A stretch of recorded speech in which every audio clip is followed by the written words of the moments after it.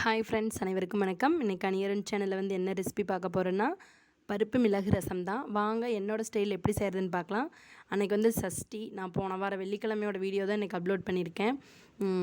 சஷ்டிக்கு நான் சாப்பாடு பருப்பு குழம்பு, ரசம், கோஸு பொரியல். கோஸு சின்னதாக வாங்கிட்டு வாங்கன்னா ஒரு 4 நாளைக்கு செய்கிற அளவு வாங்கிட்டு வந்துட்டாங்க. ரொம்ப பெருசாக, ஆனால் ஃப்ரெஷ்ஷாக தான் இருந்துச்சு.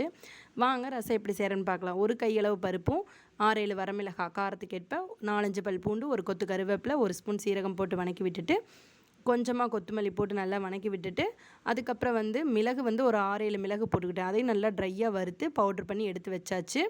எடுத்து வச்சதுக்கப்புறம் தக்காளி 2, நல்லா பெரிய சைஸ் தக்காளி 2, புளி ஒரு சின்ன எலுமிச்சம்பழம் சைஸ் போட்டு நல்லா கரைச்சி எடுத்து வச்சுட்டு, நல்லா மிக்ஸ் பண்ணி விட்டுக்குங்க. அந்த பவுடர் உள்ள கொட்டி மிக்ஸ் பண்ணி விட்டுட்டு, உப்பு தேவையான அளவு சேர்த்துட்டு தாளித்து விட்டுடலாம். எப்போ போல் தாளித்து விட்டுட்டு லாஸ்ட்டாக கொத்தமல்லி தலை தூவி இறக்குனா ரசம், பருப்பு மிளகு ரசம் ரொம்ப டேஸ்ட்டாக ரெடி ஆயிடும்.